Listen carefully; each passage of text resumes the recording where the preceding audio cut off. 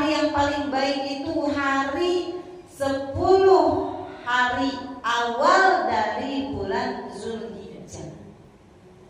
Orang yang bersedekah di hari 10 awal bulan Zulhijjah, sedekahnya lebih baik dari sedekah-sedekah sebelumnya.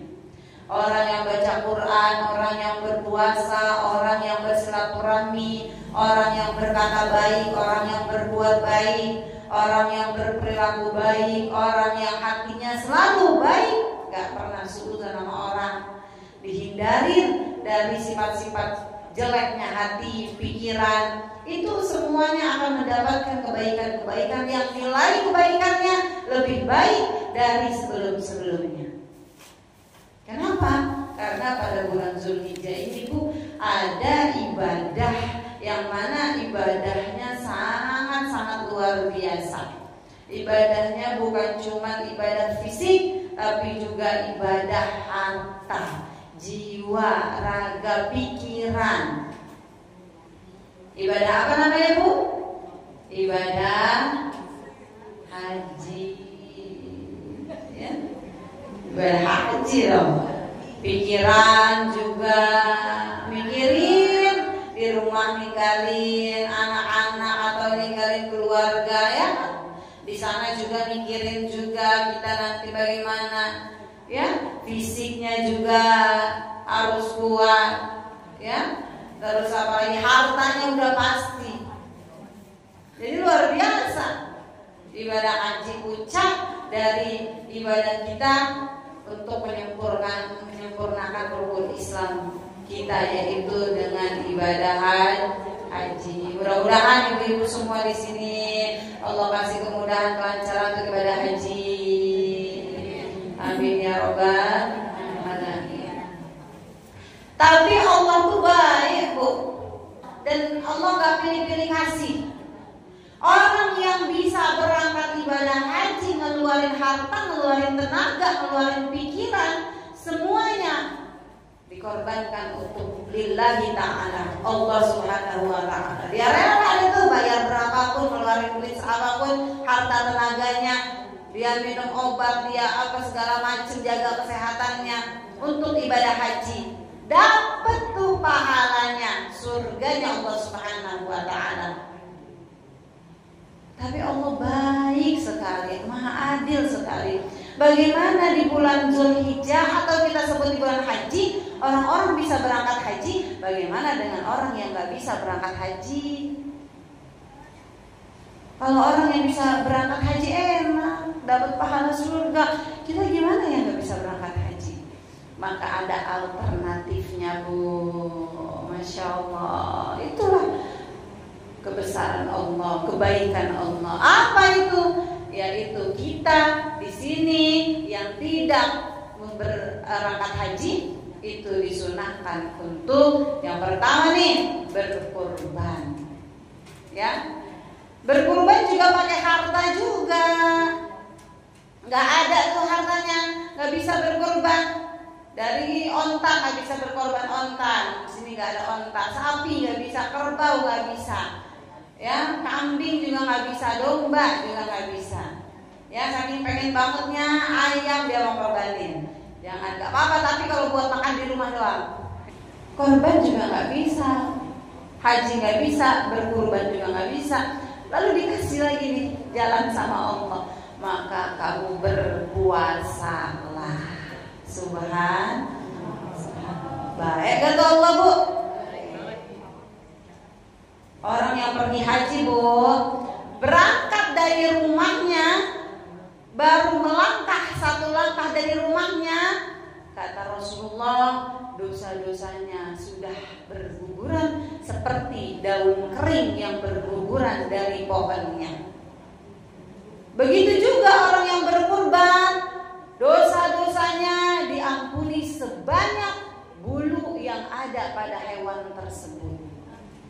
Bagaimana kalau kita domba kan tuh ya, yang banyak banget bulunya, tuh satu bulu satu dosa diampunin, digugurin sama Allah.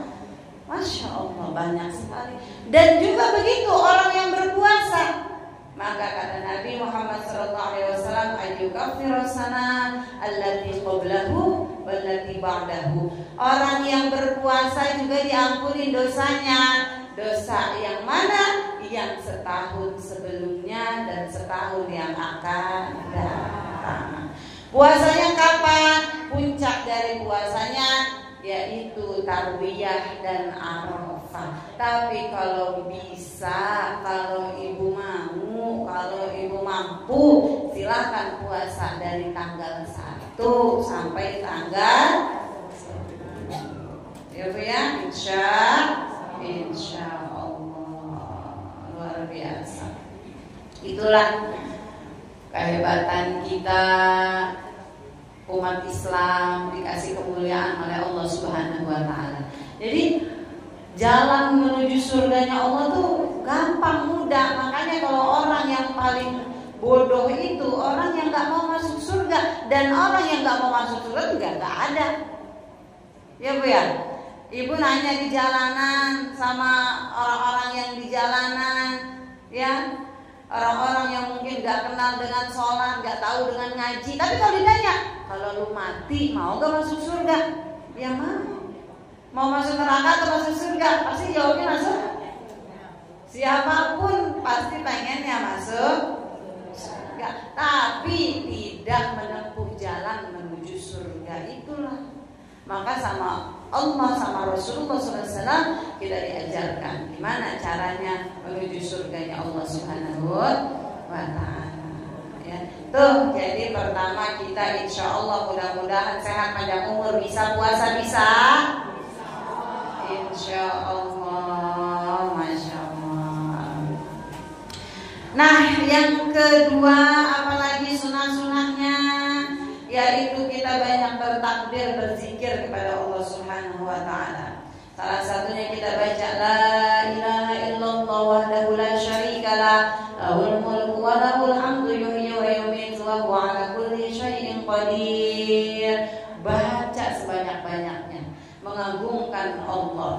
Ada la ilaha illallah wahdahu la syarikalah, lahul mulku wa lahul hamdu yuhyi wa yumiitu wa huwa ala kulli syai'in qadir.